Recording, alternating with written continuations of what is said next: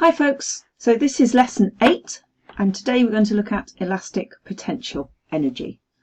So what we really want to do today, describe what we mean when something has a store of elastic potential energy and then be able to calculate the elastic potential energy in something like a stretched spring. Okay, so what we're really talking about then is we're talking about storing energy in materials. This is the Roadrunner in case you are familiar with the cartoon. So as always, let's start with a little bit of a recap. These sheets should be printed off for you or should be attached to the lesson if you're doing this lesson remotely, and then they have 3 questions from the last lesson and some others. Okay, so they should be printed off for you. This is what they look like. Should be printed off for you. I'd like you to, if you haven't got them printed off, you can pause the video at this point, read the 3 questions from last lesson, from a couple of lessons ago, etc. Have a go at them, and this is really good for recall knowledge. Okay, so have a go and then the answers will come up in a second or two. Okay, so here's the answers. Work your way through those, use your green pen, and this is where you get maximum improvement, okay, for your exam questions. So have a really good go at that, make notes of anything you didn't know about. Okay.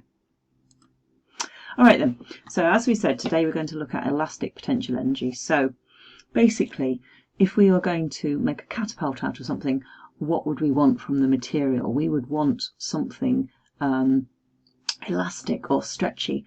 What does the word elastic actually mean? Well, if something is elastic, if it undergoes elastic deformation, it's going to return to its original shape once those forces that have been applied to it have been removed. Okay, that's what elastic really means. So the elastic potential energy of something is something that's stored in an extended or compressed object.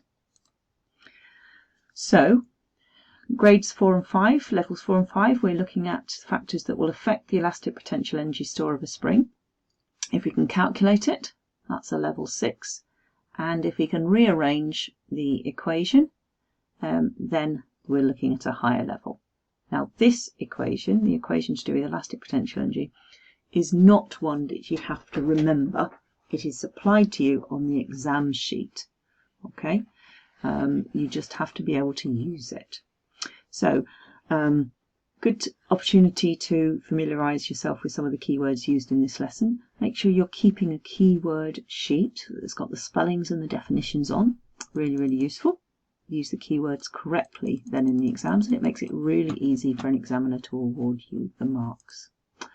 Okay, so somebody's favourite narrator here. This guy does a lot of videos, so if you like his style of video, then you can look at the whole of the physics course from his videos. Okay, so you can pause the my own video here.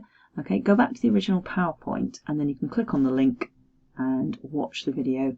Okay, and what we're looking for is describing what is meant by elastic potential energy and calculating how to calculate the elastic potential energy.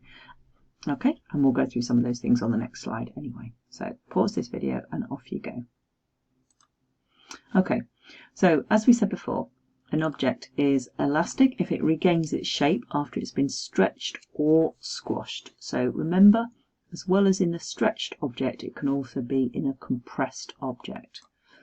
So here we go. This is a no slide, so you need to pause the video and you need to write this information down. So when you apply a force, stretch an elastic band or a spring, you change its length and you are doing work. So the work that you do gets stored as elastic potential energy. Okay, so that was the spring originally.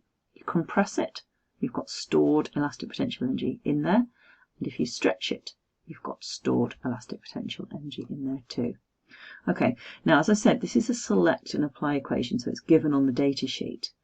So let's just run through it first of all. So we've got elastic energy or elastic potential energy is a half. We've met that before in the kinetic energy equation. So a half or 0.5 times something called the spring constant. So this is a number that is the same constant for a particular spring. Okay, springs to spring. You might have a different spring of a different thickness, for example, so it might have a different spring constant. But if we're talking about the same spring, then that would stay the same, okay? And then it's times extension squared. So that's extension multiplied by itself, okay? So the shorthand way of writing this is E for the energy, EE this time. So we've now met EP, EK, and this is EE. The spring constant is measured in newtons per meter. So that means the extension of the spring, how much longer it is, will be in meters. Okay, so the shorthand for that, EE is half or 0.5 times K, that's the spring constant, times extension, which is given this letter E, squared, extension times extension. So pause the video, make a note of the equation, the shorthand version, and the units.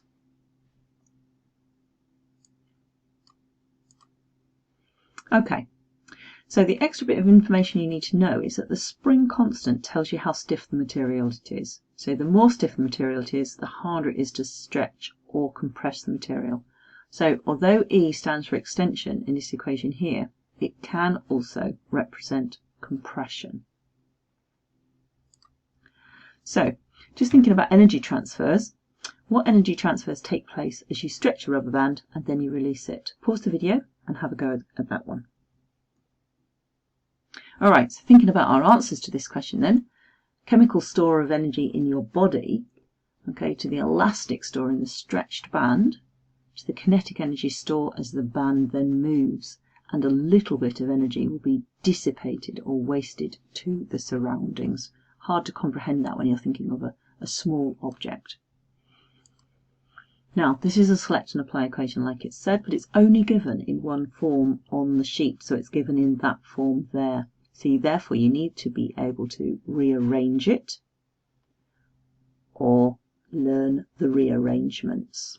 Okay, so let's have a go at practicing some of this information. So let's have a look at an example. So calculate the elastic potential energy in a spring when the spring constant is 40 newtons per meter and the extension is 0.2 meters. So the extension is given in the right units. That's always something that's worth checking first of all, because especially if you're talking about a small, if you're talking about a small spring. Okay, so here we go. We're going to put the numbers we've got into the equation we've got. So 0.5 just stays as a number. It's a half, that's all it is, times 40, that's our spring constant, times 0.2 squared, which means 0.2 times 0.2. You can pop it in as 0.2 squared straight into the calculator, or write it out like that if you prefer. So 20 times that multiplied is 0.8. Okay? All right.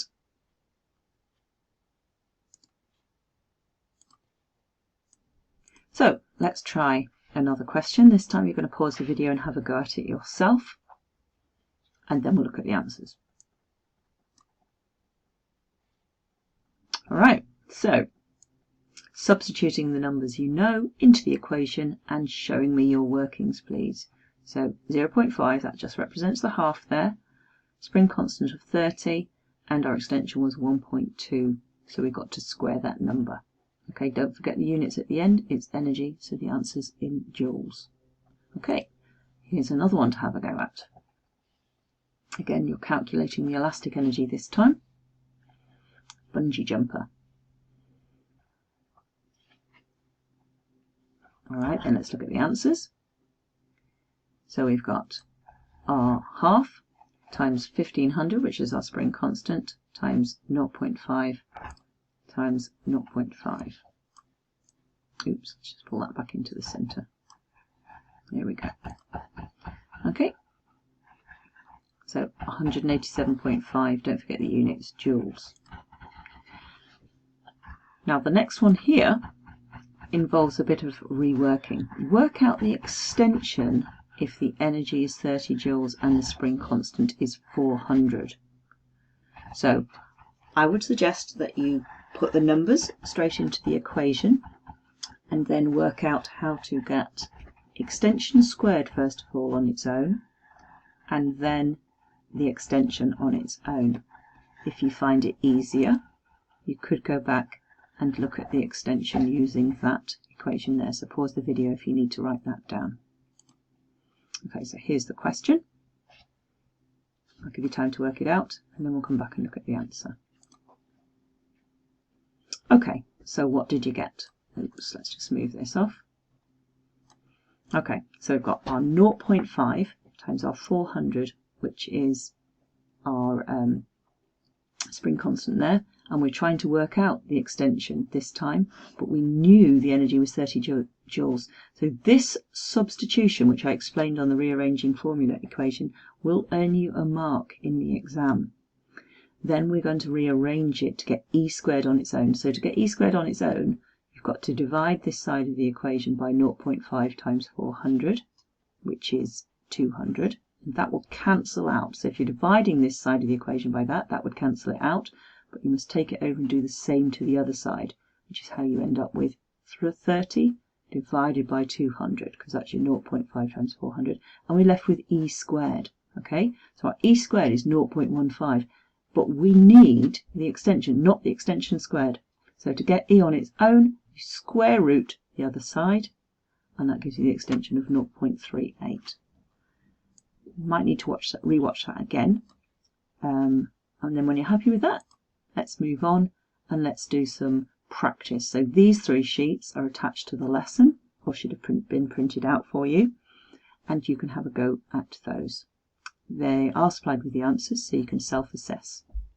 All right then, so moving on, let's just look at a typical foundation question, where they might just ask you, which of these objects are storing elastic potential energy? Which one, in other words, can be compressed or stretched? And then explain the reason for your choices. And that's worth 3 marks. Have a go. And here we are. So B, the bungee cords on top of the car, or C, the springs on the playground ride. And why? Because they can go back to their original shape or size. So what we said at the start of the lesson was really our definition of elastic. Okay, now here's a harder question. Use the correct equation from the physics equation sheet. This is because it's a select and apply one. It is not a recall equation, but you do need to know how to use it. And then be careful, write your answer to 2 significant figures. Made slightly harder here because first of all you've got to work out what the extension is. You are given how long the bungee cord was at the start, and it's stretched to 115 meters. So take away 80 from 115. That'll tell you the extension of your bungee cord. Apart from that, you are just calculating the energy stored. Okay, so you just want the equation in its raw form. So go straight to the equation sheet, get that equation off, write it down, and let's go. So our 115 minus 80 gave us 35 meters. So we're popping that into the equation. A half times 40 times 35 squared gives us the answer of 24,500. But it did say it wanted it in 2 significant figures. So 2 significant figures is 25,000. If you'd only gone to this point here, then you would have got 2 marks and you'd have lost the third one. So just think about that, because if that crops up 2 or 3 times on the paper, you could stand to lose 2 or 3 marks. So that's worth paying attention to. Okay, so we've got a couple of minutes, well, 1.5 minutes left. So let's have a look at our plenary here. Explain what these 2 objects have in common. Now the answers have popped up straight away, but let's just think about this. We've got a wind-up toy and we've got a grandfather clock. Okay, so where they both get their energy from the energy stored in the spring. Okay, all right, and then to calculate the elastic potential energy, what do you need to know? Well, look at the equation. We need to know the spring constant of the spring in each case, and we need to know how long it's extended by. Okay, super. So how far did you get? All right, see you next time.